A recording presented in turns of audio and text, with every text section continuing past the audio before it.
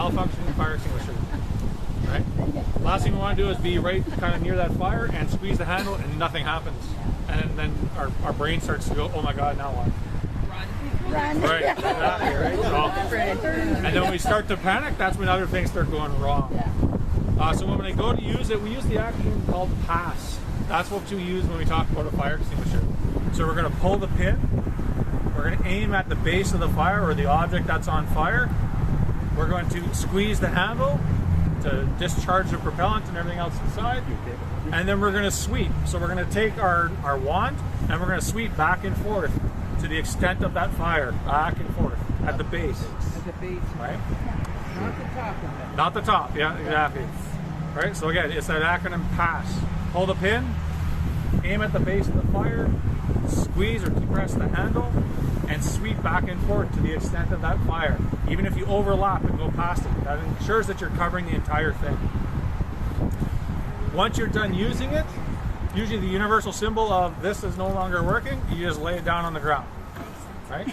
But when we're leaving the fire or going away from the fire, we back away. We want to back away from the fire. Right? We never want to turn our back on it.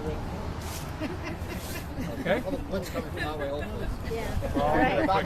Yeah, maybe back a little bit. If my phone doesn't work, oh well, whatever. Is it Here, I'll give you mine. Is it poisonous? Yeah. No. You don't want to breathe it in. Okay, so when we want to use the thing, again, we use the acronym PASS, right? So we pull the pin, right? We can make sure that the pin's out, and you can see that this broke. You have to pull and twist or just Nope, pull? just pull straight up. Okay. Yeah, pull straight up. Yeah. Right, so it broke. Again, if we use the standard tie wrap, you'd be sitting here all day pulling on this thing. You'd need a knife or a cutting tool or something to get it open. Or do you think? I think do the husband sound. You do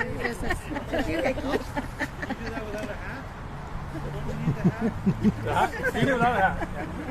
It's a new fire starter. It's good. Okay, so we pulled the pin. Now we're going to aim at the base of the fire, and we're going to squeeze the handle, and then we're going to sweep. Now this has a decent range of reach, so you don't have to be right on top of the fire to use it. You can start back from the fire and depress it and use it.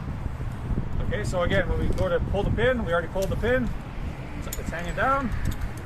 We're going to aim at the base of the fire over there somewhere. And you want to give it a little quick shot first to make sure that it's not blocking. So you want to approach the fire until you make sure it's going to actually work. So I know now it's going to work.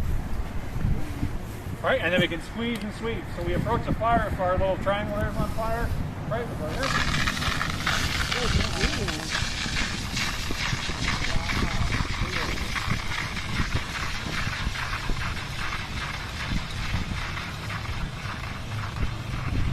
And you can hear it starting to die out.